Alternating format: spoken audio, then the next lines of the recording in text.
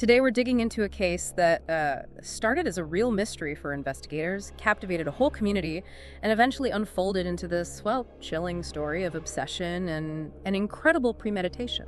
Yeah. It seemed like random violence at first, but as we unpack it, you'll see the intricate, frankly surprising details of a crime that was planned meticulously. We're talking about the tragic murder of Kevin Jiang. He was a Yale graduate student, a U.S. Army veteran. His future was incredibly bright, and it was cut short in New Haven, Connecticut. Our goal today is to walk you through the investigation, the motive, the hunt for justice, pulling the key insights from police reports, news coverage, court documents, all of it. Exactly. And what you'll find is that this wasn't really an isolated incident. It was part of a bigger, quite disturbing pattern. It was a series of small, seemingly tiny details that really broke the case open for the authorities, led them to the truth. Okay, so let's start with Kevin Jiang himself. Who was he? By all accounts, just a remarkable young man. 26 years old, studying at Yale School of the Environment, supposed to graduate in 2022. He was also a lieutenant in the U.S. Army National Guard. Service was clearly important to him. And deeply religious, a devout Christian. He spent a lot of time helping others, volunteering at shelters, mentoring kids. His mother, Linda Liu, actually said he was the most wonderful gift God has ever given me on earth. Just gives you a sense of him. And the personal tragedy here it's just immense. Kevin was killed February 6th, 2021. That was only 1 week after he proposed to his fiancée, Zion Perry.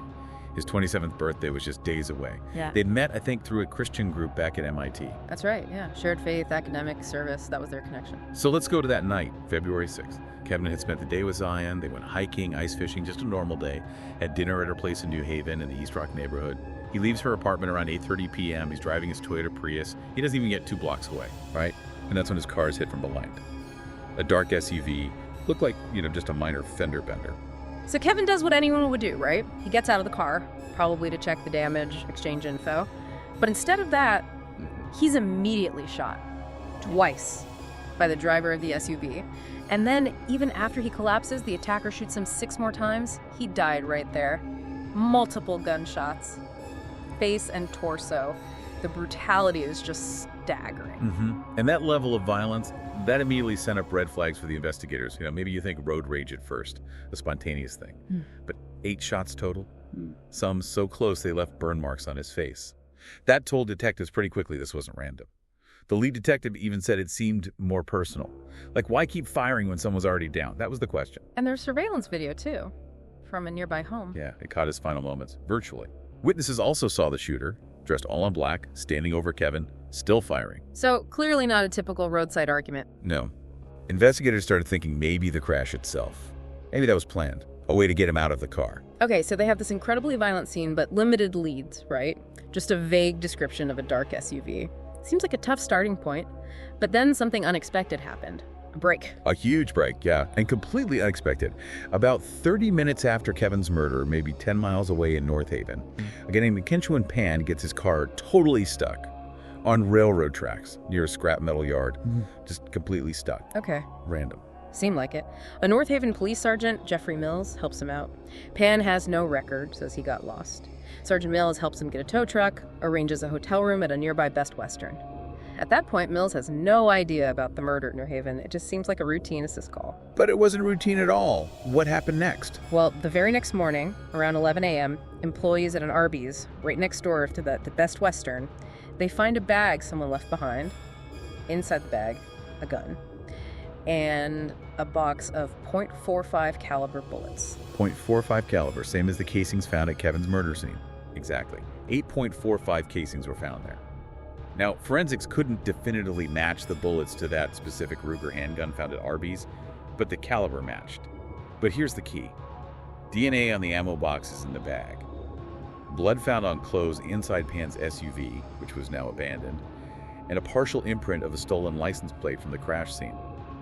Suddenly you have this chain of evidence, and it all points directly to Qinxuan Pan. And Pan, he checked into that Best Western, but didn't actually stay. Right. Seems like he just used it for a bit, maybe ditched the evidence nearby, then vanished. So who was this guy, Qinxuan Pan? He was 29, an MIT graduate student of electrical engineering and computer science. Got his undergrad degrees there too back in 2014. People described him as academically brilliant, a genius even, but also very socially withdrawn. Okay, so they have Pan linked to the scene, linked to the gun. But what's the motive? How does he connect to Kevin Jiang? That's the missing piece. And that piece came from social media. Investigators started digging on Facebook, and they found it. Pan was friends or connected somehow with Kevin's fiancée, Zion Perry. Wow. That must have been a huge moment for the investigation. Absolutely. The lead detective called it the whoa moment. They asked Zion Perry about it. She confirmed she knew Pan. They met at MIT in that Christian group. But she stressed they were just acquaintances. Barely knew him, really. And she hadn't had any contact with him since she left MIT for Yale. So not a close connection at all, from her perspective. Not at all. But that discovery completely shifted the investigation. It went from potential random violence to a targeted attack. It pointed towards some kind of hidden personal motive, something Kevin and Zion were totally unaware of. So the theory became? Obsession. Yeah, a secret obsession. Yeah. That's what investigators landed on. The evidence suggested Pan was intensely obsessed with Zion Perry, even though she barely knew him, and Kevin's engagement announcement, the one he posted on Facebook just a week before the murder. Investigators believe that's what pushed Pan over the edge. That public declaration of their commitment seems to have been the catalyst. But it wasn't just an impulsive act triggered by the engagement, was it? You mentioned premeditation earlier. How did that come to light? Right. This is where it gets even more disturbing, more calculated. Authorities linked Pan to 4 other drive-by shootings. These happened between December 2020 and February 6th, 2021, the day Kevin was killed. They were all in the same general area. And every single one, .45 caliber casings were found, just like at Kevin's scene. But no one was hurt in those earlier shootings. Correct. No injuries. The last one actually happened just about an hour before Kevin was murdered. So investigators concluded these weren't random either. They believe Pan carried them out deliberately as a smokescreen. A smokescreen? How so? The theory is he wanted to create a pattern of random shootings in the area, so that when he did kill Kevin, police might just think, oh, it's another one of those random drive-bys. Right. They wouldn't look for a specific motive connected to Kevin. He even used different cars. He'd test drive these GMC Terrains from dealerships for each incident. And on the night of the murder, he used a stolen Connecticut license plate. That is incredibly calculated. Planning not just the murder, but the misdirection afterwards. He was actively trying to manipulate the investigation before it even started. Exactly. Laying the groundwork for confusion. It shows a really chilling level of planning and deception. Okay, so Pan is identified February 10th, arrest warrant February 26th. He's considered armed and dangerous. What happens next? A manhunt. A massive nationwide manhunt, yeah. One of the biggest the U.S. Marshals had going at the time. They threw huge resources at it. They found out Pan's parents had access to, well, millions in assets, and they were withdrawing large amounts of cash, over $10,000, right after the murder. Were they helping him? It certainly looked that way. Surveillance showed his parents driving him south towards Atlanta. Then he just abruptly got out of their car somewhere along the way. The marshals definitely suspected the parents were actively helping him hide. One supervisor said they'd go to the ends of the earth for him. So Pan is on the run for months. How did they finally catch him? He stayed hidden for about 3 months. It was intense. But then, his mother apparently made a small mistake. She used a hotel clerk's phone to make a call. Just a quick call. But it was enough. Investigators were able to track that call, and it narrowed down Pan's location. Wow, such a small thing. Yeah. And on May 14th, 2021, they got him. In Montgomery, Alabama. He was living in a boarding house using a fake name, Henry Choi. Had about $19,000 in cash on him, 7 cell phones, 7 SIM cards, even his father's passport. 7 phones. 7 phones. And when the marshals confronted him, he apparently just said, very calmly, "I'm who you're looking for." And the parents, were they ever charged for helping him? No, ultimately they were not charged. So the legal process begins. What happened in court? It was a long road. Pan initially pled not guilty, which dragged things out for Kevin's family, but eventually, on February 27th, 2024, he took a plea deal. He agreed to plead guilty to murder. In exchange, he faced a sentence of up to 35 years in prison, crucially, without the possibility of probation or parole. Did the prosecution lay out the motive in court during the plea? They didn't explicitly state the motive as part of the plea agreement itself, but the facts presented clearly pointed towards the obsession theory. The court also put protective orders in place for Kevin's family and fiancée, lasting 60 years, preventing Pan from contacting them. And the sentencing. That happened on April 23rd, 2024. He received the full 35 years. Kevin's family spoke. his mother, Linda Liu, his father. Their victim impact statements were incredibly powerful, just expressing the depth of their loss. His mother talked about fearing a short sentence, described Kevin's kindness, his dedication to helping others, feeding the homeless. His father called him a true victim, talked about his bright future, his faith. It was heartbreaking. Did Pan say anything? He did speak, yes.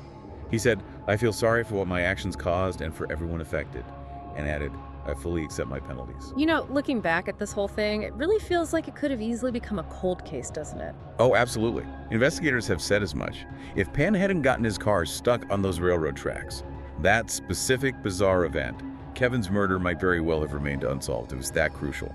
The one piece of bad luck, or maybe good luck for the investigation, that unraveled his whole plan. It really shows how even the most careful plans can fall apart because of something totally unexpected.